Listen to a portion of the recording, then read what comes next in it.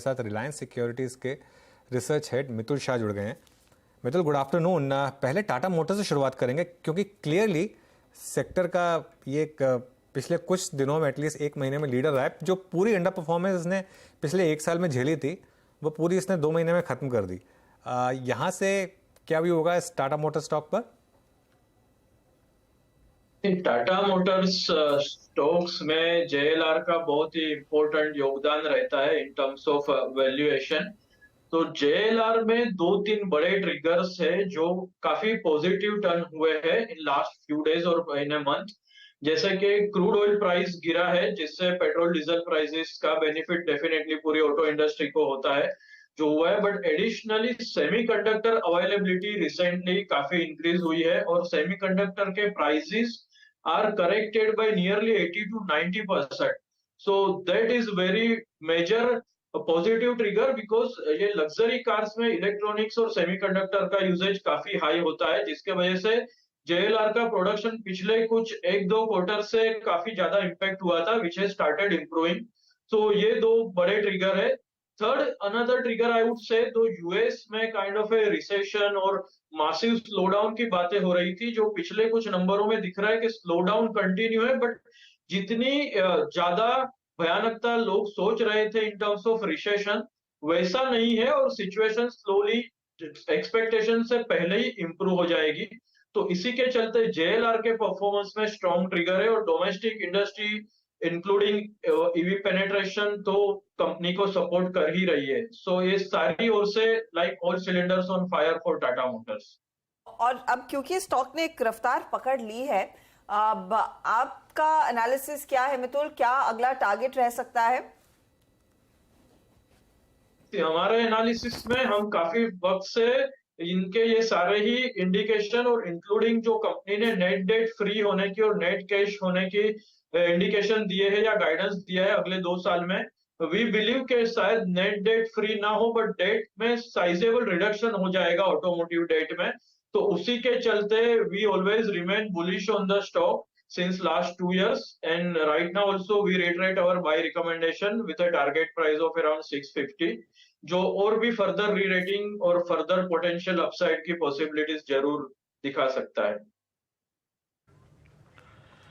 Okay, Tata Motors आपकी screen पे day high की ट्रैजेक्टरी में 580। अब टाटा मोटर्स के साथ ही अगर मैं सिर्फ अभी तक मिथुल अपने आप को अगर सिर्फ पैसेंजर व्हीकल सेगमेंट्स में ही अभी रोटेट करूं और इसी में अगर केंद्रित करके अपना अगला प्रश्न पूछूं, आपका मारुति पे टेक क्या है?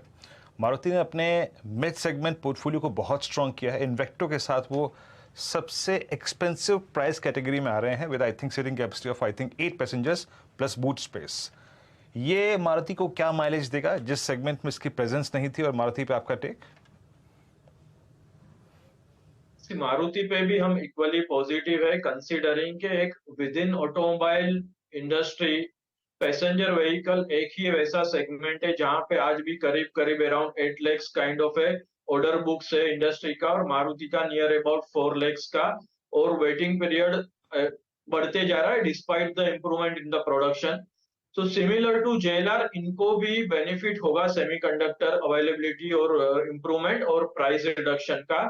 उसी के साथ जैसे आपने बताया ये जो नए प्रोडक्ट्स लॉन्च हो रहे हैं मारुति के अगले 4-6 महीनों में या एक साल में most of them are in SUV segment जहां पे कंपनी का एक प्रोडक्ट गैप काफी सालों से था या in other words products launches were very limited. So एक या दो प्रोडक्ट्स के सक्सेस से ही कंपनी प्रेजेंट थी but with now 4 to 5 products coming in the SUV segment which is already 50% of the industry। Despite अगर एंट्री लेवल कार में थोड़ी तेजी ना दिखे या तो मामूली गिरावट भी दिखे in terms of slowdown आगे चलते हैं but because of the product mix higher volumes from the high price SUV segment जो कंपनी के रेवेन्यूज और मार्जिन को डेफिनेटली काफी इंप्रूवमेंट दिलाएगा और कंपनी का rerating will continue. So because of that we believe that अभी भी यहाँ से अराउंड 10-12% की अपसाइड पोटेंशियल बनती है कंपनी में और one should remain positive on Maruti. Okay, Maruti पे भी स्ट्रॉन्ग व्यू है आपका अलॉन्ग विद टाटा मोटर्स। अच्छा मितुल, अगर मैं कुछ देर के लिए इस सेगमेंट से बाहर आऊँ, कमर्शियल व्हीकल सेगमेंट में आऊँ, अशोक लेलैंड ने अपने कल करियर का ऑल टाइम हाई क्रिएट किया, छुआ एग्जैक्टली वहाँ पर अभी भी ट्रेड कर रहा है। अब एक इंटरेस्ट रेट हाइक प्रोसेस में पॉज, मैन्युफैक्चरिंग का बहुत अच्छा करना, कंस्ट्रक्शन का बहुत अच्छा करना, प्रोजेक्ट एग्जीक्यूशंस काफ़ी स्ट्रॉन्ग चल रहे हैं, तो ऐसे में अभी अशोक लेलैंड पे आप लोगों ने अपने पिछले 1-2 महीने में जो टारगेट्स हैं क्या रखे, क्या रिवाइज किया है अपसाइड में आप लोगों ने अशोक लेलैंड पर? Ashok Leyland again primarily entire CV play है, जिसमें एमएचसीवी का योगदान काफी ज्यादा है within the entire commercial vehicle space.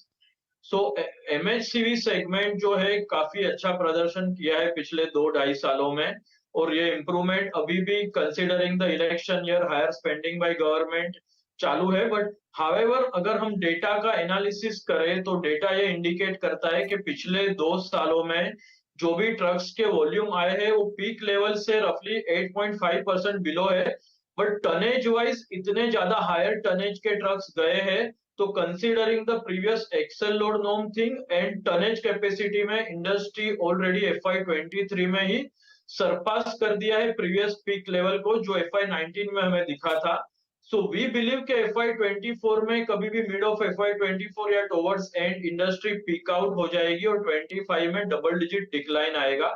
So slowly एमएचसीवी industry अभी डिक्लाइन साइकिल में एंटर हो रही है, क्योंकि पिछले 2 साल का वॉल्यूम ग्रोथ CAGR भी पिछले काफी साइकिलों से बहुत ही हाई है, ऑलमोस्ट डबल जितना है। तो ये सारे पैरामीटर्स को देखते और डेडिकेटेड फ्रेट कॉरिडोर ऑपरेशनल हो चुका है, जो अगले साल तक फुल्ली ऑपरेशनल हो जाएगा। So we are slightly now turning negative on the MHCV and Ashok Leyland को रिसेंटली हमने डाउनग्रेड किया है। We believe that वो डी-रेटिंग होने की पूरी संभावना है आगे चल के। अगर उसके वैल्यूएशन की बात करें तो हिस्टोरिकल 11-12 मल्टीपल के कंपैरिजन में हम सोचते हैं कि थोड़ा बेनिफिट मिलेगा, साइक्लिकलिटी कम हुई है और इलेक्ट्रिफिकेशन में इंप्रूवमेंट है, तो 15 मल्टीपल पे भी ये हम कंसीडर करें तो टारगेट प्राइस ऑफ 135, जो कि यहाँ से करीब करीब 20% डाउन साइड दिखा रहा है, जो अगले 6 महीने से 1 साल में हमें दिख सकता है। So we are negative on MHCV and Ashok Leyland. Okay